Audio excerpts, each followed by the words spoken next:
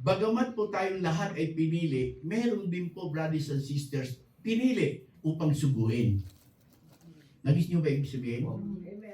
Merong pinili para suguin. And that is the apostles of Jesus Christ. The disciples became an apostles. Amen po ba? Amen. Yan. Katulad po ni Paul. Amen po ba? Ganun din po si David, brothers and sisters in Christ. They are chosen for that purpose. And but there is someone who was sent by God for that divine purpose to be proclaimed. Amen po ba? Para mas marami po ang mga mahasikan ng kapahigang spiritual na sinasabi po ng ating kapatid kanina, so that, brothers and sisters, no, mas marami pa po ang pipiliin to bear much fruit. Amen po ba?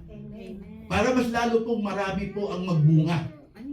Amen po ba? And that fruit, brothers and sisters in Christ, as far as we know, in accordance to the book of Galatians, written by Saint Paul, remember in Galatians chapter 5 verse 22, that the fruit of the Holy Spirit is what? Love, peace, joy, self-control, humbleness.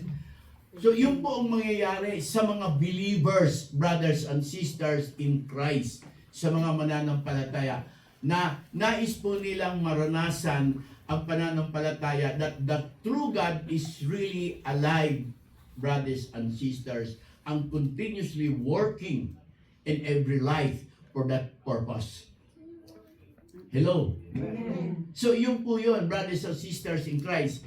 Kaya po mapapansin natin, yung anointed one, alam ni David, brothers and sisters in Christ, na yung anointed na yon hindi niya pwedeng galawin. Even though na siya po ay, sabi nga po, siya po ay nawala ng spiritual ng God sa kanya dahil po nagkaroon po siya ng jealousy about David.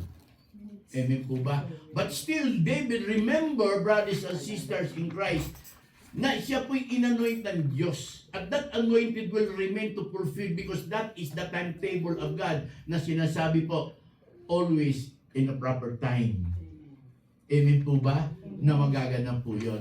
Same thing po yan sa atin ngayon. Kaya nga po pakinggan natin ang mga kapahigan ng ating healing and deliverance to our brother Leo Samatra.